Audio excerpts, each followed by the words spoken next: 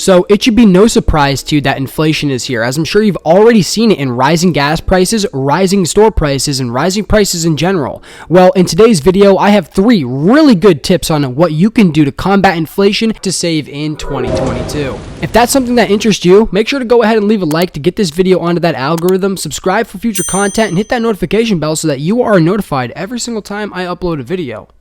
Without further ado, let's hop right into it. So first of all, in order for us to combat inflation, we need to know what inflation is. Well, the definition of inflation is exactly the declining of purchasing power over a given period of time.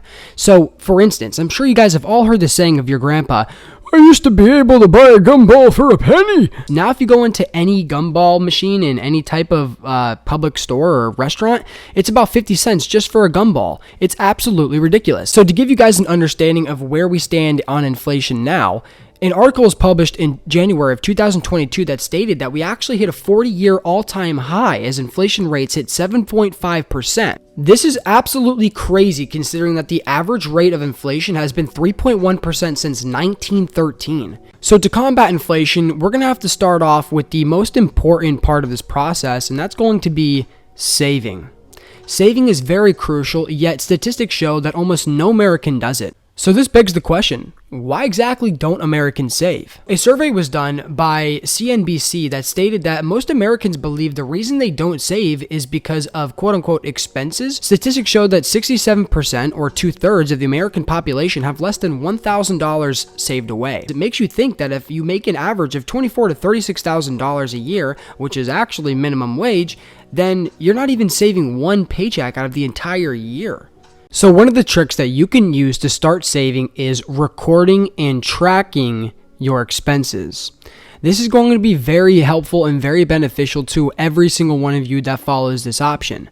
The reason being is because when you document and track your expenses, you're required to look at your expenses objectively and really decipher whether or not you're spending your money where you should be. One of the best ways you can do this is by downloading a budget tracking app from the App Store or Google Play Store. This will allow you to actually go ahead and see all of your different transactions in the different categories that they lie. One of my favorite budget tracking apps is Mint, and I'll go ahead and leave a picture right here at the screen, and the link is going to be in the description if you guys want to try it out yourself. The second tip here to follow in order to save in 2022 is going to be cutting out unnecessary expenses and or subscriptions. This is a little method I like to call the need or want method. It kind of coincides with step number 1 in the sense that once you start tracking all of your different transactions, you'll be able to now decipher whether or not these subscriptions/transactions are needs or wants. Now, one thing that I did really want to note here is that saving and putting your money into a savings account are 2 very different things. Putting your money into a savings account is a terrible way to hedge against inflation, as savings accounts only generate an average return of 0.03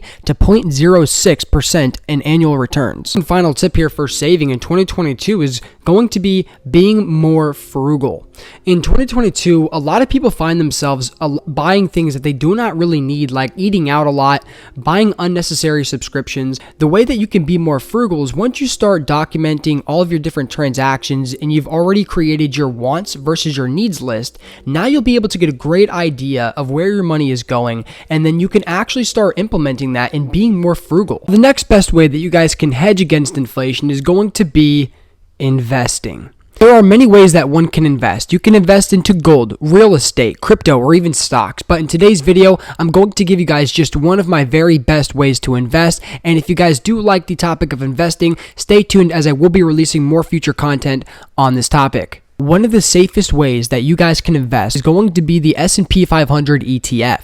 This ETF has generated an average annual return of 10.5%. When you compare it to the average interest rate of 3.1%, that allows the people who are invested into that ETF to make an average return of 7.5% a year. This next step here isn't necessarily required as long as you're following steps 1 and 2, but it is a little bonus, and that is going to be side hustles. I've actually tried many different side hustles as I was growing up as a teen when I couldn't actually get a job.